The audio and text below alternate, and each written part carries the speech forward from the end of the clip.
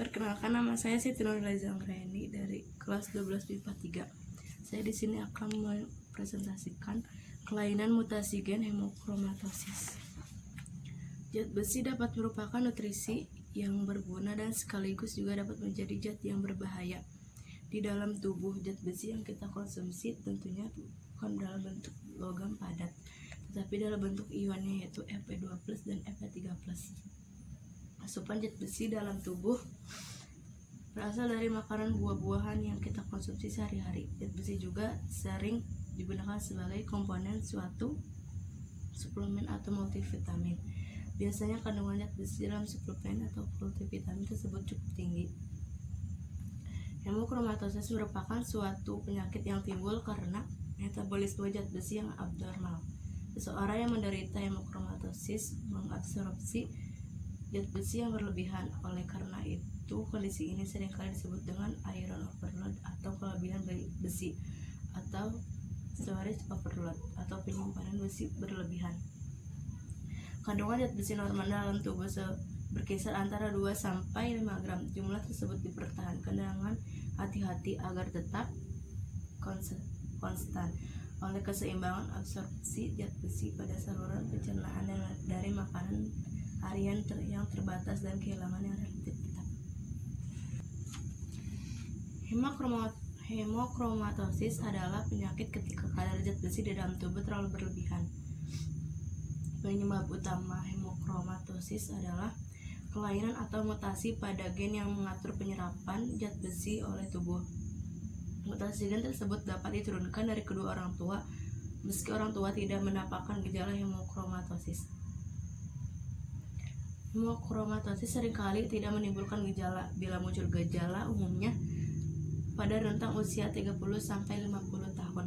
Pada wanita, kelebihan zat besi dalam tubuh dapat terbuang melalui darah haid, sehingga gejala penyakit ini biasanya baru muncul setelah menopause. Secara umum, gejala hemochromatosis adalah lemas, nyeri sendi, sakit perut, gairah berkurang, bulu badan rontok, warna kulit keabuan, berat badan turun, linglung, dan jantung berdebar.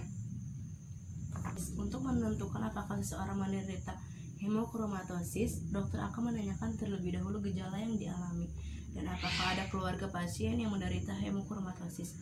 Setelah itu, dokter akan melakukan pemeriksaan fisik, terutama daerah perut, untuk mendeteksi pembengkakan pada organ hati dan limpa. Dokter akan mengambil sampel darah penderita. Melalui tes darah, dokter dapat mengetahui kadar zat besi dalam darah. Jika pemeriksaan menunjukkan hasil yang tidak normal, dokter akan melakukan tes genetik yang memeriksa adanya mutasi gen untuk melihat dampak hemochromatosis pada organ tertentu dan melihat kemungkinan adanya penyakit lain. Dokter akan melakukan pemeriksaan tes fungsi hati, pencitraan dengan MRI, pengambilan sampel jaringan dari hati atau biopsi hati. Diagnosis hemochromatosis ditegakkan dengan pemeriksaan darah meliputi pemeriksaan 1. Serum ferritin. Pemeriksaan ini bertujuan untuk mengetahui lebih akurat kadar zat besi dalam hati. Yang kedua, serum transferrin saturation untuk mengetahui kadar zat besi dalam darah. Yang ketiga, DNA. Pemeriksaan ini bertujuan untuk mengetahui ada atau tidaknya kelainan genetik yang bisa mengakibatkan hemochromatosis. Pemeriksaan ini biasanya dilakukan pada pengidap yang dicurigai hemochromatosis primer.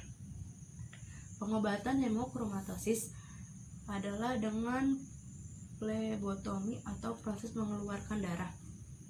Prosedur ini dapat dilakukan secara rutin untuk mengeluarkan zat besi yang berlebihan. Pada awalnya, plebotomi dapat dilakukan 2 kali seminggu. Setelah itu, metode pengobatan ini mungkin dilakukan sebanyak 4-6 kali per tahun.